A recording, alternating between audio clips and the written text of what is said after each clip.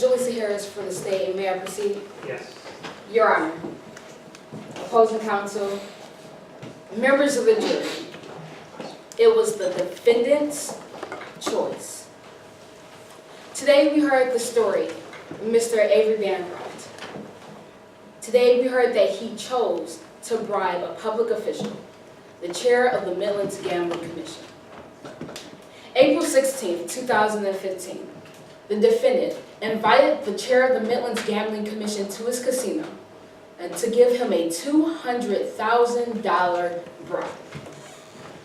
Members of the jury, this case may be different than what you were expecting because the defendant has already admitted to bribing the chair of the Gambling Commission. Today's case was about blame. Defendant is now trying to blame an undercover officer for the actions that he took. The undercover officer simply presented the defendant with the opportunity to show his true colors.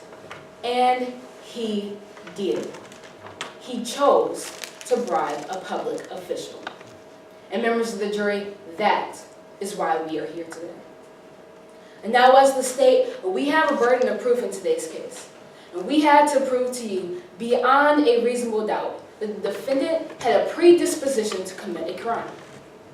When I say beyond a reasonable doubt, that simply means that after hearing all the facts, all the evidence that came out in today's trial, you cannot have any doubts based upon your own common sense or reason. And when I say the defendant had a predisposition to commit a crime, that simply means that the defendant, of his own free will, made this bribe. And members of the jury, that is exactly what we have heard today. Today we called 3 witnesses before you to prove to you that the defendant and chose to make this bribe of his own free will.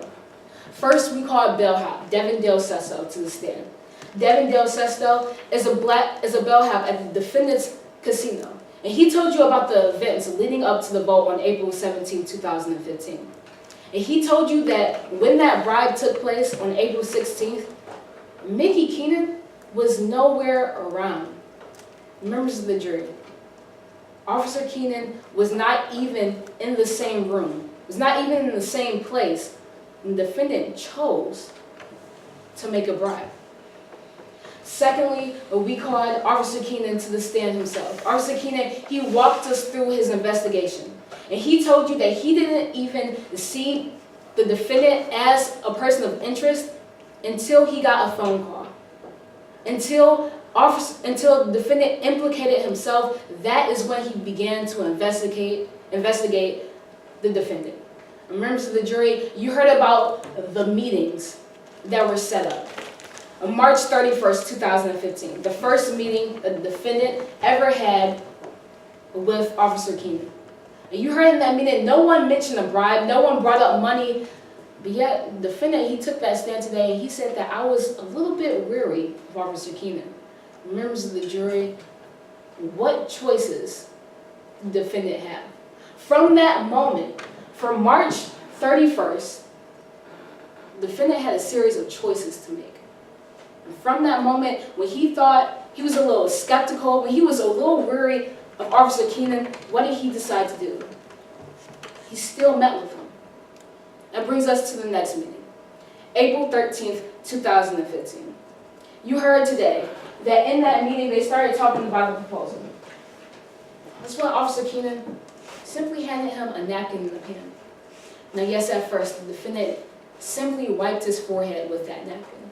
Members of the jury, he was handed another napkin. And what did he do with it? He chose to write, yes equals $150,000. Members of the jury, he slid this to the gambling commissioner. The gambling commissioner didn't say yes. He didn't say, I will accept this. The gambling commissioner chose to slide it back.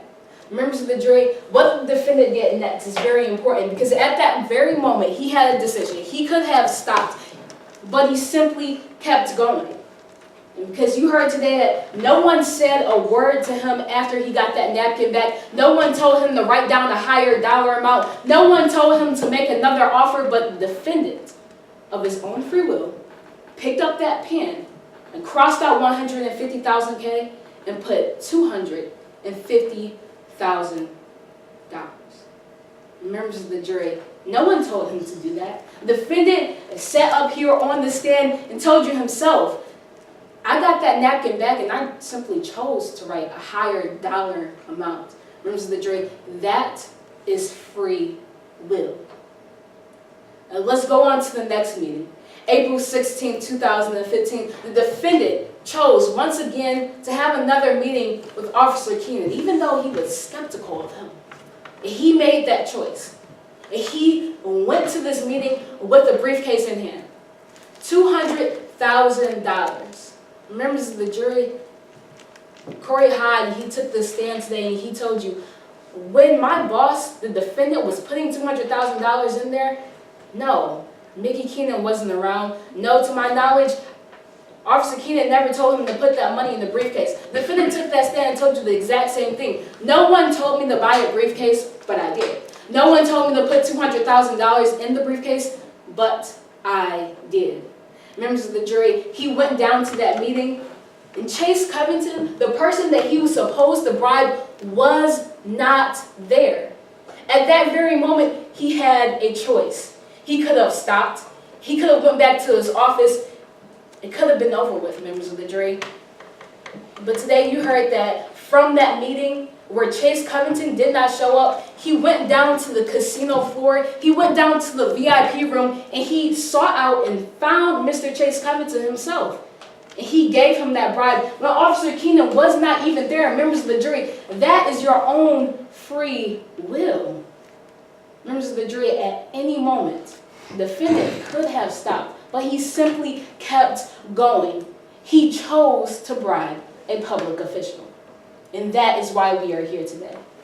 And members of the jury, the state is not the only ones with the burden of proof in today's case. The defense, they also came before you and they raised an affirmative defense. And they had to prove to you about a preponderance of the evidence. Simply meaning, is it more likely than not that Officer Keenan induced the defendant to make this bribe? Members of the jury, they have not brought forth that evidence. The defendant tried to take the stand today and tell you that there was a meeting on April 11th. Members of the jury, we have heard about all the meetings. Every single meeting, Corey Hyde told you himself, he sets up the meetings. He sits in on the meetings. Members of the jury, when questioned, this meeting never happened with your assistant. The assistant that was at every single other meeting just didn't happen. Members of the jury, it is clear to see and that throughout the meetings on March 31st and through the 16th, the defendant had a series of decisions to make. And at every single moment, he chose to just keep going. He chose to bribe a public official, and that is why we are here today. Find the defendant guilty for the actions that he took. Thank you.